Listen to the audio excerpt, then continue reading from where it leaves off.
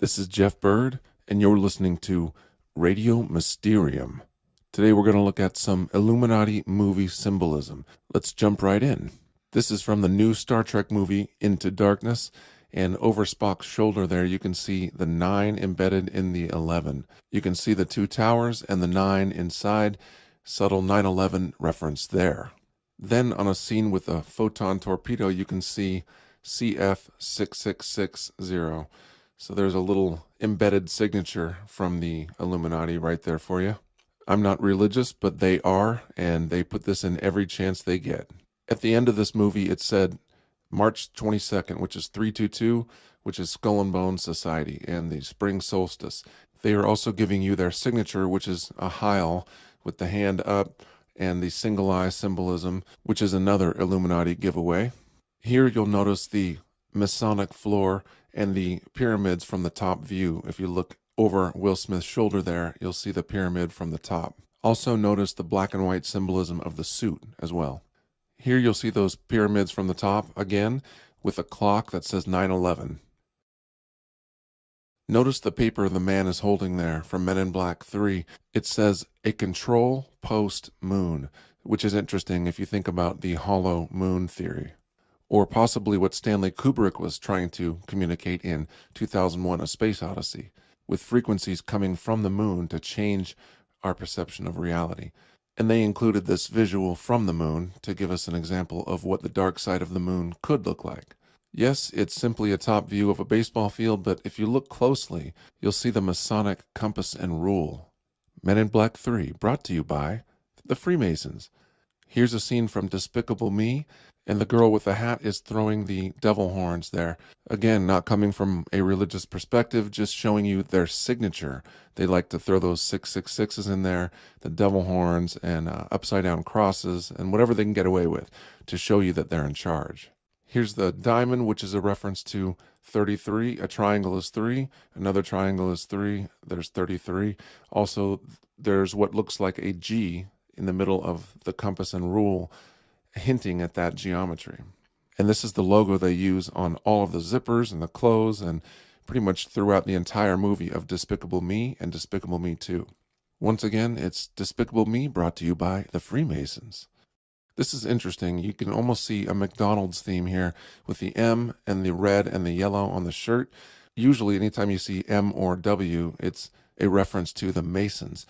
I know a Satanist who owns a series of black houses. They're all totally blacked out, and they're in the midst of neighborhoods, just like this. So this is a reference to underground Satanism. And of course, he's trying to steal the moon in this movie, another reference to the moon. Here's another scene from Despicable Me, and of course the girl, if you look closely, is wearing an owl, which is a reference to Lilith or Semiramis, and the owl is also a subtle reference to the Bohemian Grove and the rituals of sacrifice that take place there. Here's a short scene from Iron Man 3, and who does that look like? Yep, and the plot is about a terrorist who is really a phony and an agent or just an actor, and he's working for the system. Iron Man 3 also has a great deal of symbolism and predictive programming around mind control and drones as well. Then also this shot right here that says MK42. Not only is 42 a very occult number, but you see the ever-present MK, which refers to mind control, K being the German K. But the more recognizable reference here is MK Ultra. You can see another MK reference here with a machine that looks like a mind control machine, and you see the letters MK right there. And here's the main character of the movie Epic, and her name is MK, Mary Catherine, but she goes by MK, and they make a point of that over and over in the film. If you look closely, you'll also see an owl, a reference to Bohemian Grove and the Semiramis figure, and also a butterfly, which is referencing Monarch programming and MK Ultra. And these are unicorns, I'll give you that. But even for unicorns, that's pretty scantily dressed right there for a kid's show. Interesting. And then there's an apple, the universal symbol of temptation, on the desk there. Notice he's making the 666 with his fingers. This is also a reference to mind control and a trigger, a well-known trigger for mind control and hypnosis. And if it happened once in the film, you might think, okay, literally. But you'll see it here again, and again, and again. A little more subtle version here. And here's the same character making a not so subtle reference to the Illuminati here, flashing what amounts to an Illuminati gang sign here. And this is interesting. Here's the supposed good guy, but ends up being a bad guy. You'll see a vest that looks like a beehive once again, and he's pointing to it and saying submit. So a little bit of hypnosis there for you in your kids' movie. Family friendly, right? And by the way, the beehive is a universal symbol pointing to hierarchy and the elite, basically laughing at the worker bees. It's also represented by hexagrams. And here's another scene from Partly Cloudy Chance of Meatballs 2, and you're seeing the whole plot about genetically modified food. A very universal trigger is the rainbow, especially the Wizard of Oz symbology. You have 4 rainbows here. Now here's a whistleblowing element showing the people how to interpret and read hidden symbols actually within the film itself. This is showing backward masking, which is another technique they use all the time. Words written backwards or anagrams. In this case, you'll see a man discovering that the logo for this Apple-like company is live. And then if you turn it around, it's evil. So they're actually showing you. Here's a scene from The Dark Knight Rises, and you'll see a very Masonic numerology there, 1133. 11 being the 2 towers of Joachim and Boaz, or a reference to 9/11 and those 2 towers, and then 33, a reference to the 33rd degree of Freemasonry. And this was the last tick on the clock before the scene ended. So it was the prominent numbers that they wanted you to see. Another scene from Batman. This is even more provocative. You'll see Sandy Hook and the words strike zone. And this is a map of Gotham, but with all the shootings referencing the Joker and even the Boston Marathon bombing that references Joe Carr. You'll see a lot of Batman and Dark Knight symbolism in these false flag events.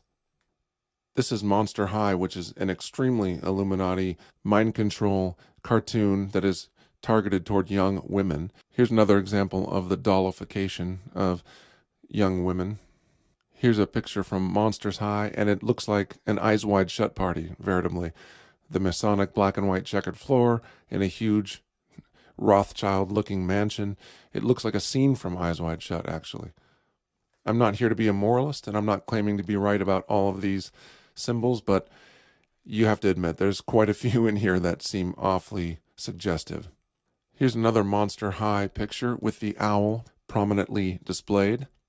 Here's another reference to the owl from a kid's cartoon called Gravity Falls. It's a Disney show.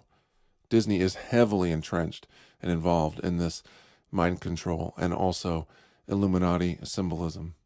And look at the carpet or the rug that the kids are walking on in Gravity Falls. You'll see the all-seeing eye in the pyramid. You'll also see the man behind the counter wearing a Shriner's fez, which is, of course, a Masonic reference to the 32nd or 33rd degree of Freemasonry.